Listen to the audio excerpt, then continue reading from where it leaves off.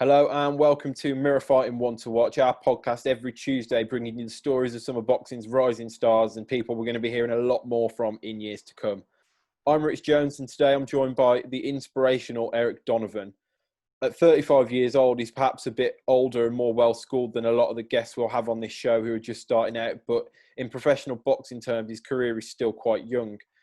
The reasons for that are fascinating, and we'll get into them in today's show as he talks about his problems with addiction that were going on alongside his standout amateur career back in Ireland. So, after giving up boxing in 2012, after missing out on the Olympics, Eric ended up turning professional quite late on at 28 after, turning his life around. And, he kind of came to prominence when he fought on Eddie Hearn's Matchroom Fight Camp Week 3 show against Zelfa Barrett. And, having been in the bubble that week with Eric, it was great to get to know him, and I learned a bit about his fascinating background. And he was actually winning that fight against Zelfa until he got stopped by a huge shot late on. And he showed in that fight he's got a lot more to give, and he's been promised fights under Eddie Hearn. He's been promised another shot by Eddie Hearn at featherweight, which he hopes will come to fruition. So, when he drops back to his natural weight on a Matchroom show, I'm sure we're going to be hearing a lot more about this story. So I just wanted to speak to him and get it straight from the horse's mouth, because it's an inspirational and fascinating tale. And really appreciate how open and honest Eric is about all his experiences. And I'm sure after listening to this, you'll be sort of wishing him the very best of luck over the rest of his career. So without further ado, let's get on to the show and introduce Eric Donovan. Joined now by Eric Donovan. Eric, just want to go really back to the very start. What was life like for you growing up in Ireland? I suppose it was like, when I think back to my childhood, it was a bit wild and a bit crazy, because I grew up in a council estate, and it was a bit of a chaotic place, and I came from a big family. There was 6 of us, 3 boys, 3 girls, and in the estate that I grew up in, everyone seemed to have big families. And, nowadays you're trying to because I have 2 kids myself, and I'd be trying to force them out the door to get outside and play. But back then, when I was growing up, they were trying to get us inside because we were outside all the time. You could be up to, like, there was no social media, no telephones or, mobile phones or anything like that. So you'd be just outside for hours and hours, and you could be playing sport, you could be just climbing trees, you could be just going off for walks across fields. You'd just be getting up to all sorts. So I had a brilliant childhood, up until, probably my early teenage years then, and things got a little bit things kind of went down. Well, I kind of went down the wrong path then, and so things kind of got difficult from there. Yeah, and obviously you were boxing as well as a teenager. So just tell me a little bit about how you started boxing and your early experiences in boxing, and then we'll get back to how the 2 stories sort of begin to mix. Yeah, like, as I said, growing up, I was the 3rd youngest of 6 children. I had 2 older brothers, and they joined the local boxing club. It was just on the outskirts of the estate that we grew up in. And I was following my older brothers everywhere. I was always tagging along, and, they were always trying to shake me off, but I was always, wanted to be with them. And I remember my mother was very adamant and very reluctant to allow me to go to the boxing club. She was like, "No, you're not going. You're too young, and it's too rough of a sport." And sure enough, I was a young, rebellious, mischievous young kid anyways. I just did things to suit myself, and I followed my 2 older brothers down. And I remember my first night walking into the club. I absolutely loved it. The noise, the smell, the atmosphere, it was just unbelievable.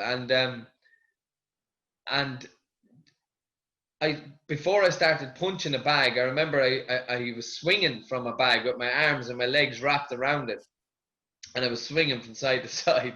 And the head coach he let such a roar at me to get, you know, and I nearly fell off the bag with the fright. And to punish me, he put me in this makeshift boxing ring, which we didn't need. Like, it was such an old kind of a nun's hall, and so many different organizations used the hall for different things. So you kind of had to set the boxing club up and take it down 2 nights a week.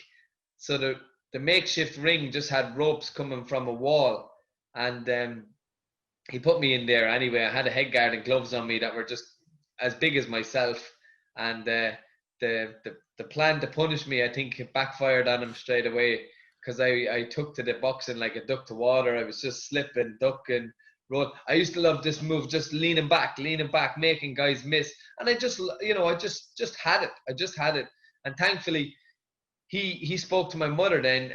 My coach, Dom O'Rourke is his name, and he's still a coach today. You know, he's the president actually of the Irish Amateur Boxing Association now. And you know, he spoke to my mother and said, you know, allow him to come back down, and she did, and that was kind of the baptism for me in amateur boxing. Yeah, it seems like boxing is one of those sports that a lot of people, you know, they say, coaches don't, that you can see pretty quickly within, you know, a few sessions where the people are sort of got that natural instinct and they're sort of fundamental. So from there, I'm guessing it moved pretty quickly. You had a really good amateur career, obviously, and were sort of competing for Ireland, winning national titles. Did it sort of move pretty quickly from that first point you were in the gym that you then started competing and doing well?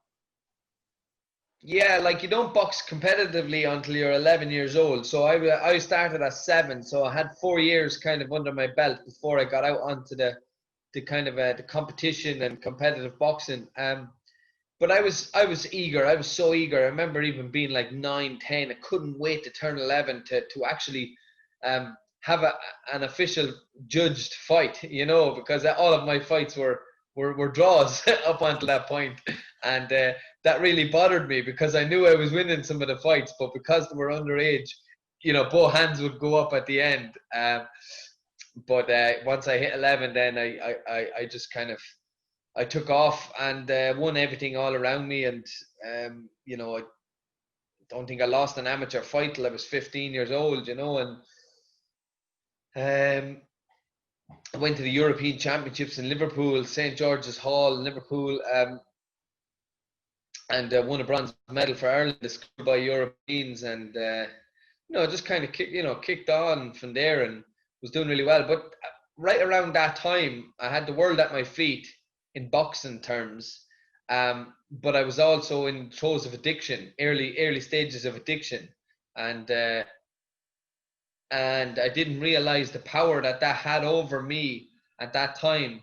When you're young and dumb and you think you're bulletproof, and you think, you know, because you're able to get fit really easy, and you're able to handle yourself with these other young kids, even on just a couple of weeks training. And, you know, you don't have to be as disciplined as such to the level that you would need to be as an elite fighter or an elite athlete. So you can kind of get away with your natural abilities and natural skills. And for me, I always felt that it wasn't really a problem for me, the antisocial kind of habits that I was getting up to, you know what I mean? And you know, I paid the price for that later on in life. Yeah, you mentioned that you sort of started to go down that wrong path with addiction, stuff like that. What sort of specifically, what was the addiction, and sort of how did that begin, really, looking back now? Now you can look back with hindsight. Yeah, I suppose it started with like cigarettes, and, you know, went from cigarettes to solvents, and, you know, from there onto marijuana, like, or hash, and obviously drinks, you know, drinking as well. And then, you know, more class A drugs then, as I was, you know, going up as I was developing through the stages. You know, I think I took my first ecstasy tablet at 14 years of age, you know. It was crazy. Also dropped out of school at 14 years of age. But, you know, as a young kid, you don't have the desire to engage in drugs. That's not something that, you know, you think about. That's far from the imagination. You know, as a young kid, you have the dreams and aspirations like everybody else to go on and have a good life and to be a success. And I definitely thought I was going to be champion of the world and everything, especially from my earlier signs as a boxer, and how things were, how simple and how good I was at it, and how simple it seemed to be for me. But you know, I was guided by the wrong lights in life. You know, I became a product of my environment. You know, I didn't have this unique individual strength to determine my own way in life. I was a follower, so I looked for direction and I needed role models, and I had the wrong type of role models and influences in my life, and I just followed suit, and I just became a product of my environment, and that was it. And luckily enough, even at times I think back to boxing and how boxing got in the way of my new found habits, that boxing became uncool and I didn't want to box anymore. But my club coach, who I mentioned at the start, Dominic O'Rourke, he never gave up on me. And he followed me and followed me and followed me. And I would leave the club for weeks, months, whatever. And he followed me and followed me. And he'd done this countless times. And he'd bring me back, bring me back. He'd kind of inspire me to come back through his talks, through his relentless effort, through his not giving up on me. And thankfully, he held me up when I couldn't believe in myself, until eventually the penny dropped, you know, and I was able to kind of realize that, you know, this road that I'm going down has only got one result, and that's either, like, well, it's a couple of inevitable results, which is going to be prison, debt, or just life of complete misery. And there is another one, though, you know, which takes hard work, effort, honesty, and it's not easy, but it's possible to have a good life for yourself if you want to get away from this. And that's the one I took. And thankfully, I'm able to look back on that part of my life as just a memory and experience, and I'm not living in that dark place today. Yeah, you mentioned that eventually sort of the penny drops, and was there sort of a particular moment or a particular, you know, dark day or dark time that you remember that kind of you sort of think back to when you think of that time that kind of made the penny drop, or is it all just a bit of a blur in hindsight? Yeah, it's not like I just turned around one day and said, you know what, you're right, like, and I'm going to do something about it. Like, it was just my consistent failing of doing the same thing and expecting different results. Like, thinking I could drink sensibly, thinking I could stay away from drugs, thinking I could, you know, not, you know, thinking I could be responsible, thinking I could be reliable, thinking I had my shit together, basically. But, you know, every time I convinced myself that I had, my actions and experiences would just prove me wrong every single time. Like, I'd love to say that, like, most of the time it was good, but it wasn't. Every single time, I'd say 99% of the time I picked up a drink, there was always trouble. There was always, like, not in, it doesn't have to be trouble in the what would you say, like, in the you know, like, okay, being arrested or going to court, not that type of trouble, just internal trouble, depression, misery, hopelessness, hatred, self-loathing, you know, just, or falling out with friends, or falling out with, you know, with family members, with coaches, you know, just becoming almost like a recluse and a shell of myself, and always trying to justify why maybe I'm like that. Or maybe I went out with the wrong people, or maybe I drank the wrong drink, or maybe I went out too early. No, Eric, maybe you can't drink. Do you ever think of that? So, but I never actually, you know, it was almost like I was trying to protect the fact that I wanted to be like everybody else. I wanted to be normal. But instead of saying, Eric, or like, I wanted to be normal, but I couldn't accept the fact that I couldn't drink. But thankfully, 2012, well, around the end of 2011, I won't say thankfully, because I you know, I nearly took my own life. So there's nothing really. I'm thankful I'm still alive, but I'm not thankful for that experience. That was a horrible experience. But in some ways, you know, I feel like it's made me the person I am today. And kind of, um, when I talk about the penny dropping, I think that's when the penny dropped for me. When I realized that, like, I don't want to die. I want to live, and I want to be a good father, and I want to be a good person, and I don't want to cause people trouble in my life. And regardless of boxing or anything else, I don't care about anything. I just want to be a good human being and get back onto a solid footing, and to just make a life for myself, you know. And that was it. And so that's when the penny dropped. That's when I asked for help.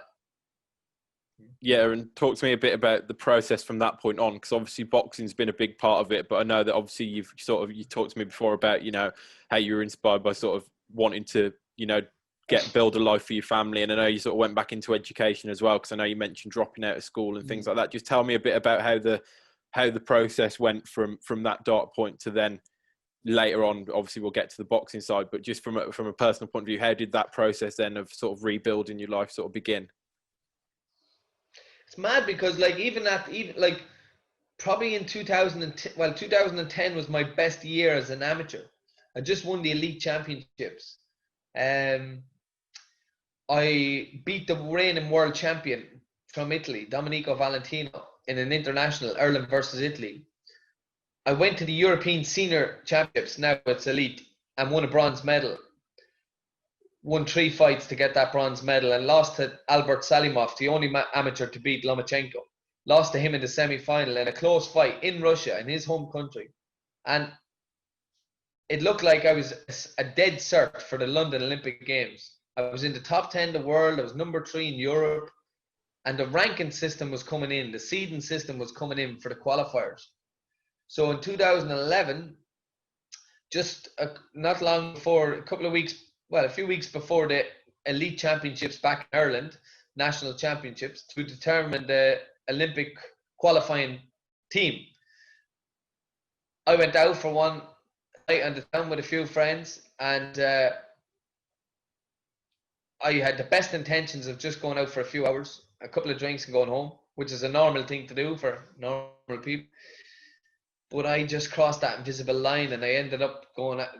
The night got longer and longer and longer, and then I ended up back in a house party. And in the space of about 30 seconds, I got into a fight with a guy and broke my left hand. And absolute devastation. So that was like, that just shattered my whole Olympic dream. And I still in denial. I couldn't tell the truth. You know, I was lying to people and could not be honest with myself. And, you know, there's an old saying, there's one that I try and live by now: to thine own self be true, you know, to just be true to yourself. But I wasn't true to myself back then, and I couldn't be true to myself. So how could I be true to anybody else? And I told a load of lies about how I broke my hand and all this stuff. And then I went into a dark depression. And that's when I was at the point where I wanted to take my own life. And in that place, there's a line in the song Caveman from Mumford and Sons: I found strength in pain. That's what it says. It's a great line in the song. And that's what I found. I found strength in pain. And I had to muster up the courage to ask for help. And in the early 2012, I went into rehabilitation center and turn my life around, basically. Wasn't easy. I'd like to say you just go in there and there's no such thing as a light bulb moment or click of the fingers. But I retired. Well, at that early 2012, I went in and I was thinking of, I wasn't thinking of boxing. All I was thinking of was getting my life back on track. And thankfully, I met the right people, I met the right experts, professionals, and I was introduced to an area of mental health and well-being and support groups and a support network that I never even knew existed. And I was at the stage in my life where I was like, show me the way. I was guided by the wrong lights most of my life, and now I felt like there was a new pathway opening up right in front of me, and I wanted to seize that with everything. You know, I didn't want to go back down the old road. So I jumped onto this new path, a new way, a new direction, and I just kept going. And later on in 2012, I worked on the London Olympics for the broadcasters back home here, RTE, national broadcaster, and that went really well. I was delighted to get that opportunity to be involved. And then after that, I went out to Kazakhstan in October 2012 and represented the Astana Irelands in the World Series of Boxing. Spent 8 months out in Kazakhstan. It was unbelievable. And I felt like I really grew up out there, you know, as a person, as a man. And came back in May 2013, and I retired from boxing because I was 28. I'd no work experience, no education. I wasn't number one in Ireland anymore. I had no funding, and I had 2 kids, I had 2 young kids, and I had to provide for them. And I was standing in the social welfare office, signing on the dole, and I was thinking, this is not how I envisaged my life to be. This is not how it's supposed to be. I'm a 28-year-old man. I've a massive cultural and geographical education. I've traveled the world. I've represented my country. I have a lot of medals to show for it, but that's not going to pay a bill. So at that point, I retired from boxing and went back into study college, or went back into study counseling and psychotherapy in third level education, and got a diploma in 2015. It was quite expensive course as well, so I had no money, and I built a business, a boxercise and fitness business. I built that from scratch to fund my college, and I was able to kind of work both parallel. And then in 2016, just before I was about to go for my degree, my final year, and get my degree, I had this kind of overwhelming voice, or kind of a energy kind of inside me that was kind of like going, Eric, you have one more fight, you have another round, you know. And the conclusion that I came to was, I can always go back and do my education, but I can't always go back and box. So I turned pro in 2016, and that brings me to where I am today. Yeah, and you mentioned that sort of urge to sort of come back and box, and I remember speaking to you a little bit about this before. It was very much like you say, when you were going through your amateur career, you had a lot of success, but you had sort of all this stuff bubbling away in the background. Was it a case of kind of unfinished business, one last throw at the dice when it came to sort of turning professional and seeing what you had left? Yeah, that's it, Rich. Like, I believe in life, we're all given a talent. You know, we're all given some quality, some talent, some gift. And in my case, it was boxing. And it's up to us to nurture that gift and develop it and harness it and to honor it. And I felt that I abused my gift and abused my talent, as well as abusing myself. Obviously, I didn't understand the power of addiction or anything at that time. And I probably didn't understand the quality or the gift that I had in terms of boxing either. Didn't know how to respect it in the way that I do now. And then it was more or less that kind of that juncture in my life where I was like, I've won an awful lot in my amateur days, but I went through an awful lot, and I'd done all of that while going through the drama, through the addiction, through just so much dysfunction. Now I'm old enough, I'm still young enough though, and I'm healthy, I have a new mindset, I'm more mature. Imagine what I could do now.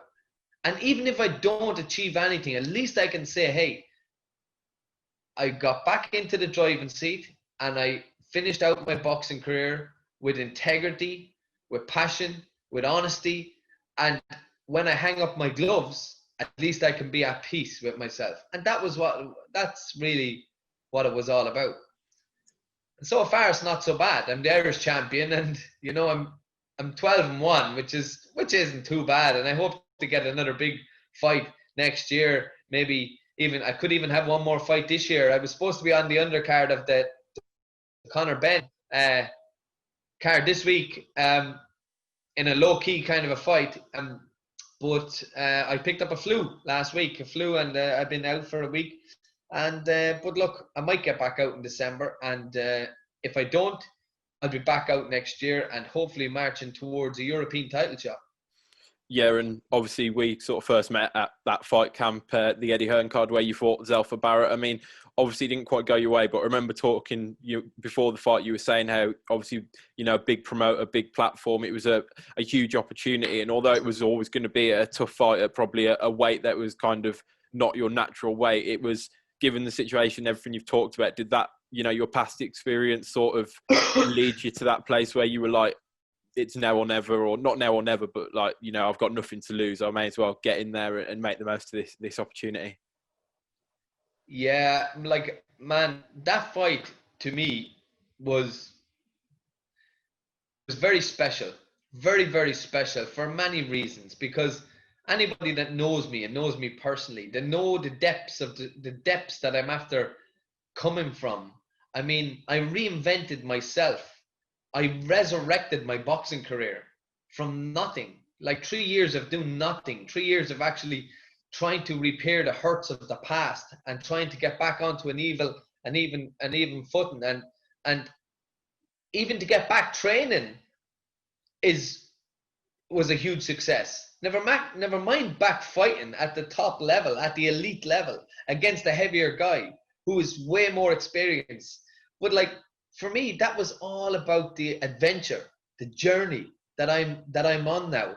And I was like, wow, I can't miss up on this. This is what I live for. This is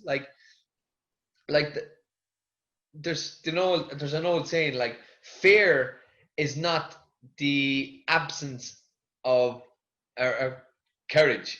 Courage is not the absence of fear. Courage is proceeding in spite of fear, and that's what it was like for me. And you know, I felt all of the emotions that make you feel alive, you know, with that live Sky Sports, the whole country behind me, wondering if I'm good enough, if I still have it. You know, I've never been at this level before, against a guy who's a bit of a knockout artist, and he proved true on the day as well. But like, I was loving it. I absolutely loved it. And I think people were kind of drawn to that. People responded to me and connected with me, to my story, and they respected that, and they want to see me back at my own weight. And Eddie was, you know, adamant in his feedback afterwards, and he said, we'll have you back. We will definitely have you back. So look, he's an honourable man, and I think he will have me back at my own weight category, and I'm looking forward to that. So it's a lovely journey, man. I'm just really enjoying it. Yeah, and just I wish Zelfa Barrett as well. Sorry, I wish Zelfa all the best as well. He's a class act, a nice man, you know, and I think he's going to have a really great career as well. Yeah, I remember a lot of us ringside were saying it was one of those that I think everyone who'd been around you both all week kind of wished you could both win the fight, because you obviously both kind of came across so well, but not the way of boxing, unfortunately. But just tell me a little bit about the emotions you went through in the ring that night, because you mentioned being not sure if you were good enough, but you were obviously boxing really well. Like, you were winning the fight until you got hit with a big shot. I mean, it must have been tough to take, being sort of stopped like that. But then when you sort of sat back and looked at it, was it one of those where you took the positives? Like, what were the emotions when it came to sort of immediately in the ring, and then sort of afterwards when you took a step back? Yeah, in the ring, I was loving it. I was absolutely in my element. I really was. Probably didn't realize how fatigued I was getting, but looking back, I could see I was getting a bit tired. But probably no surprise, because the level the intensity that I was boxing at, probably still a little bit amateurish, and that shows my inexperience at this level. When you're fighting a 10-round fight against a guy of the caliber of Zelfa Barrett, you gotta know how to box that fight like a story in different chapters.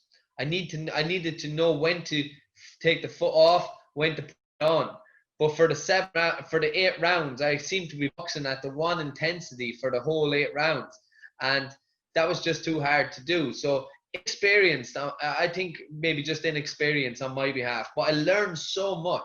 I learned so much from it. And I think I can take that forward into my next fight. In the aftermath of the fight, I was hurt. I was really, really hurt. My pride was hurt. I was, I got knocked out. It was devastating fashion, and I was crying. I was really, really heartbroken because I worked so hard. But I was down, but I wasn't out. Like before, in my amateur days, I just felt that like boxing was boxing is all that I was, a boxer. That's all that I was, and that's who I was, and that consumed my whole identity. And I didn't know much about Eric the person or Eric the human being.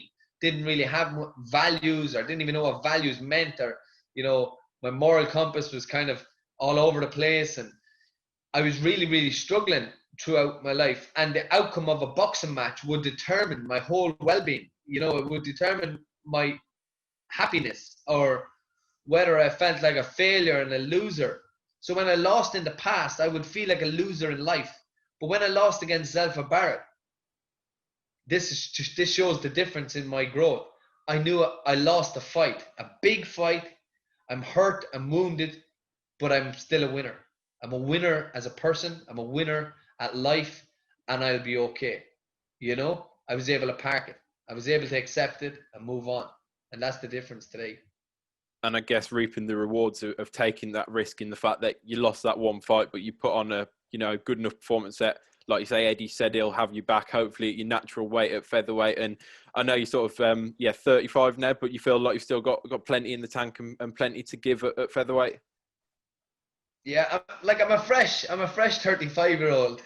Considering I don't know how I'm fresh considering the life I'm after living, but in some ways in the boxing ring, I haven't really taken a pummeling very much in my life at all. I've never really been battered around the ring. Zelfa Barrett took me out, but he took me out with a couple of shots.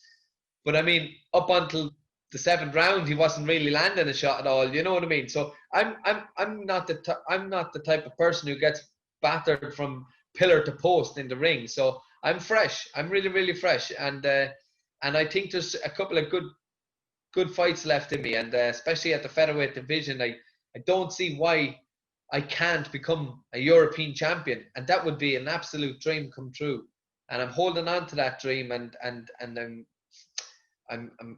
working towards it, and hoping that it comes true in 2021. Yeah, and you touched on your family and your kids, and obviously they would have been watching, I assume, against Zelfa Barrett, and you mentioned how emotional you were sort of afterwards. What did they say to you when you sort of got back home to Ireland, and what do they make of you sort of jumping back on it, going again, and what would it mean to give them sort of a European title or something in the future? Ah man, it would be magic. I fight for my family. My fiance and my 2 kids.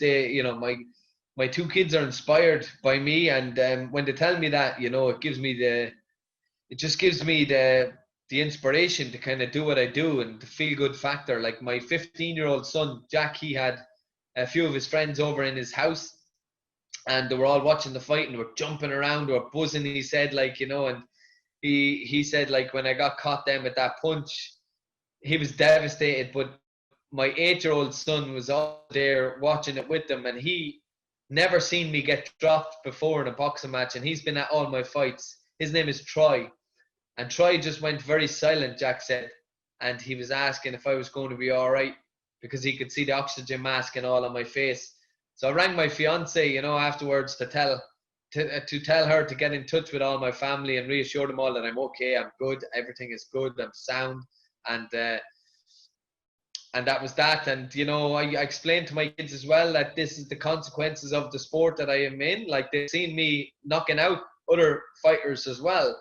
Sometimes you come out on top and sometimes you don't. And I'm a firm believer that you have to lose to win in life. You have to lose to win, and I'm trying to make my kids aware of that, and to know that it's okay to fail in life. In fact, you need to fail, and you need to face rejection, and you need to face setbacks and failure and all of those things in equal measure, because that's what builds character. That's what builds you up and sets you up for the life ahead. So no, the kids are good. The kids are good. They're sound. They understand the whole process, and you know what? They like it. They love it. They love boxing too. They do a bit of training themselves, and they do a bit of football as well. So they're good. They're well grounded. Yeah, and finally, you talked about that sort of first time you stepped in the boxing gym, remembering just loving it instantly. And obviously, you've been through so much in your life, but it does seem like boxing's always been like the one constant that's been there as sort of a backdrop. And like the way you talk about it, you seem so passionate about the sport. I mean, where do you think do you ever think about where you might be without boxing, how life could have turned out if you hadn't had that boxing going alongside everything else the whole step of the way? Yeah, I definitely think I could be in a bad place if I didn't have boxing, because boxing almost provided respite for me through at different stages of my journey in life.